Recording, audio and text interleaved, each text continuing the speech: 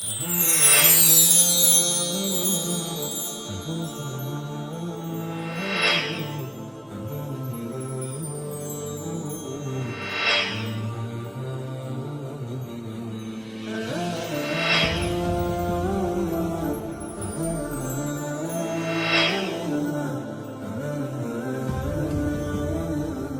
اللہ الرحمن الرحیم۔ فوائد مکیہ کا مقدمہ مکمل ہو چکا ہے، پہلا باب یہاں سے شروع ہو رہا ہے۔ پہلے باب کی پہلی فصل ہے استعاذہ اور بسملہ کے بارے میں۔ اس کا جو پہلا سبق ہے اعوذ باللہ پڑھنا، کیسے پڑھنا ہے، کہاں نہیں پڑھنا ہے، وہ ہم انشاءاللہ آج کے سبق کے اندر پڑھیں گے۔ تو دیکھیں یہاں سے مسئلہ اصل میں شروع ہو رہا ہے، وہ مسئلے کی طرف ہم بعد میں جائیں گے، پہلے بات کر لیتے ہیں باب کی طرف۔ باب کس کو کہتے ہیں، فصل کس کو کہتے ہیں؟ دیکھیں باب کا لغوی معنی جو ہے وہ ہے دروازہ۔ عربی کا یہ لفظ ہے، اردو میں اس کا ترجمہ کیا جاتا ہے دروازہ، اور اصطلاح میں کلام کے اس حصے کو کہتے ہیں جس میں ایک ہی قسم کی مختلف چیزوں کو بیان کیا جائے۔ اور جو فصل ہے، فصل کا لغوی معنی ہوتا ہے جدا کرنا، اور کتب میں یہ لفظ استعمال کر کے یہ بتانا مقصد ہوتا ہے کہ پہلا مضمون دوسرے مضمون سے جدا ہے، کیونکہ ایک باب کے اندر مختلف چیزیں بیان ہوتی ہیں تو ہر مختلف چیزوں کو مختلف فصلوں کے اندر ذکر کیا جاتا ہے۔ تو یہ پہلا باب ہے، پہلے باب کی پہلی فصل ہے استعاذہ اور بسملہ کے بارے میں۔ یہاں پہ آپ یہ والی بات بھی سمجھ لیں کہ اس باب میں کل 5 فصلیں ہیں، اور یہ پہلی فصل ہے استعاذہ اور بسملہ کی، دوسری فصل ہے مخارج کی، تیسری فصل ہے صفات کے بیان میں، چوتھی فصل ہے ہر حرف کی صفت لازمہ کے بارے میں، اور 5ویں فصل ہے صفات ممیزہ کے بارے میں۔ تو پہلی فصل ہم نے آج کے سبق کے اندر پڑھنی ہے۔ اچھا یہاں پہ ایک اور بات سمجھیے کہ استعاذہ ہے، یہاں پہ استعاذہ کس کو کہتے ہیں؟ دیکھیں استعاذہ کا مطلب ہوتا ہے پناہ چاہنا، پناہ طلب کرنا۔ اس کا دوسرا نام تعوذ بھی ہے، اور اس سے مراد ہے اعوذ باللہ من الشیطان الرجیم۔ اور اس کے بعد ہے آگے بسملہ۔ بسملہ کا کیا مطلب ہے؟ دیکھیں عربی میں کسی جملہ کو جب مختصر کرنا ہوتا ہے تو کسی فعل کے وزن پر لے آتے ہیں اور اس فعل سے پورے جملے کا معنی مراد لیتے ہیں۔ جیسے الحمدللہ کہنا ہے نا تو ہم یہ کہہ دیتے ہیں حمدلہ، اور اسی طریقے سے لا حول ولا قوت کہنا ہوتا ہے تو ہم کہہ دیتے ہیں حوقلہ۔ یہ اسی طریقے سے لا الہ الا اللہ کہنا ہوتا ہے تو اس کو کہہ دیتے ہیں ہلہلہ۔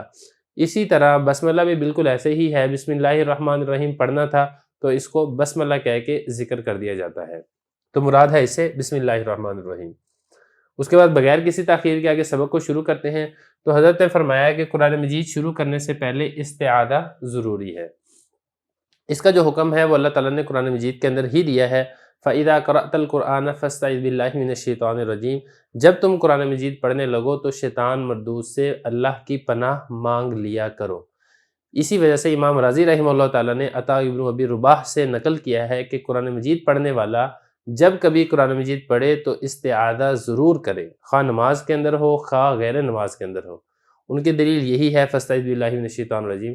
لیکن جو جمہور علماء ہیں وہ فرماتے ہیں کہ یہ امر استحباب کے لیے، یعنی مستحب ہے، بہتر ہے، پڑھنا واجب نہیں ہے۔ اس کی وجہ کیا ہے؟ اس کی وجہ آگے ایک دلیل ہے جو کہ نبی کریم صلی اللہ علیہ وسلم سے متعلقہ ایک حدیث ہے، اس کی طرف ہم مزید آگے وضاحت میں نہیں جاتے۔ یہاں سے آپ یہ سمجھیں کہ تعوذ یعنی اعوذ باللہ پڑھنے کی حکم کیوں دیا گیا ہے؟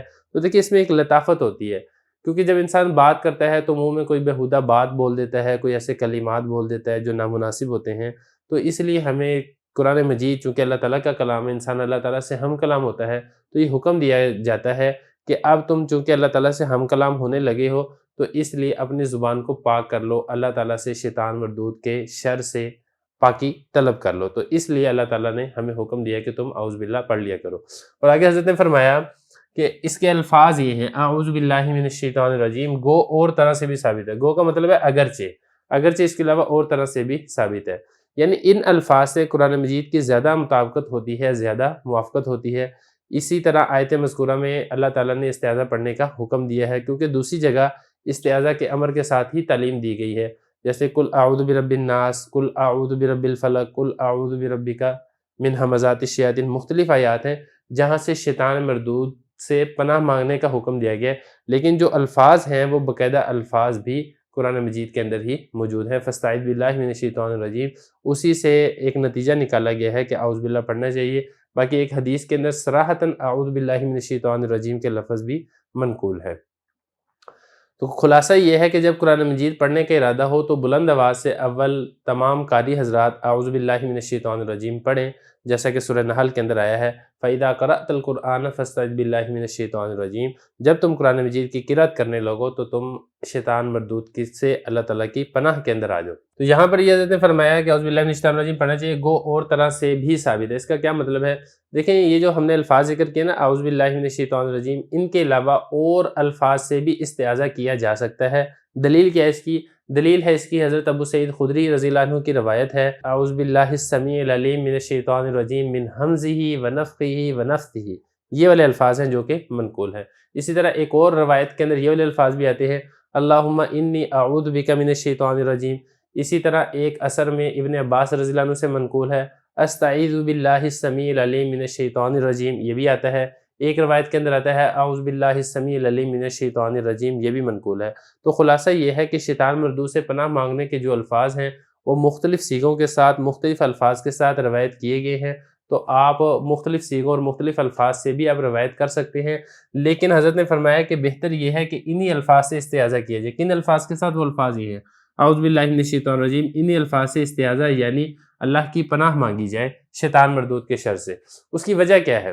اس کی وجہ یہ ہے کہ دیکھیں بخاری اور مسلم کی حدیث ہے، اس حدیث کے اندر یہ ہے کہ نبی کریم صلی اللہ علیہ وسلم کے پاس دو آدمی بیٹھے گالی دے رہے تھے، اور صحابی کہتے ہیں کہ جب ہم بھی آپ صلی اللہ علیہ وسلم کے پاس بیٹھے ہوئے تھے اور گالی دینے والے کا چہرہ سرخ ہو رہا تھا، تو آپ صلی اللہ علیہ وسلم نے ارشاد فرمایا میں ایسا کلمہ جانتا ہوں اگر وہ یہ کلمہ کہہ دے تو وہ چیز چلی جائے جو اس کی ذہن میں ہے۔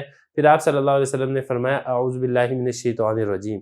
تو یہ الفاظ خود نبی کریم صلی اللہ علیہ وسلم سے منقول ہیں جس کا آپ صلی اللہ علیہ وسلم نے حکم دیا ہے، تو اسی وجہ سے حضرت نے فرمایا کہ اعوذ باللہ من الشیطان الرجیم پڑھنا یہ بہتر ہے۔